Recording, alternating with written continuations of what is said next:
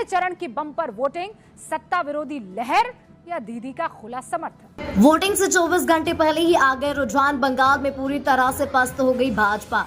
पश्चिम बंगाल में चुनाव प्रचार अब थम चुका है। राज्य में दूसरी और आखिरी चरण में 142 सीटों पर 29 अप्रैल को मतदान होना है और इससे पहले 23 अप्रैल को 152 सीटों के लिए पहले चरण में मतदान हो चुका है, जहां रिकॉर्ड तोड़ मतदान प्रतिशत दर्ज किया गया। 92% के पार बंगाल में इस बार बम्पर वोटिंग हुई और अब 4 मई को नतीजे आएंगे। इस बार के चुनाव में जहां ममता बनर्जी चौथी बार सत्ता में बने रहने के लिए पूरी कोशिश कर रही है, वहीं पिछली बार सत्ता से दूर रही भाजपा इस बार पश्चिम बंगाल में सरकार बनाने के लिए कोई कसर नहीं छोड़ रही है। टीएमसी और बीजेपी ने एड़ी चोटी का जोर लगा दिया है, लेकिन वोटिंग से कुछ घंटे पहले जो सर्वे सामने आ रहा है उसमें ममता बनर्जी एक बार फिर सत्ता में काबिज हो सकती है।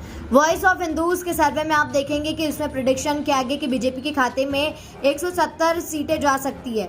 लुटियंस मीडिया के सर्वे में आप देखेंगे कि उसने सवाल पूछा कि बंगाल चुनाव कौन जीत रहा है। टीएमसी के खाते में 70%, बीजेपी को 9% और अन्य को 21% वोट मिले हैं। इसके साथ ही ममता बनर्जी लगातार मुख्यमंत्री की पसंद भी राज्य में बनी हुई है और अब जिस तरह से पहले चरण में बम्पर वोटिंग हुई, इन आंकड़ों को देखते हुए टीएमसी और भाजपा के नेताओं ने लगातार अपनी जीत का दावा ठोका। बहरहाल दोस्तों, ये तो थे सर्वे के आंकड़े, लेकिन 4 मई को जब नतीजों का पिटारा खुलेगा तो देखना दिलचस्प होगा कि ममता बनर्जी के दशकों पुराने किले को भेद पाने में भारतीय जनता पार्टी कामयाब होती है या फिर दीदी एक बार फिर बंगाल की गद्दी पर बैठती। कमेंट पर लिखकर अपनी राय जरूर बताएं।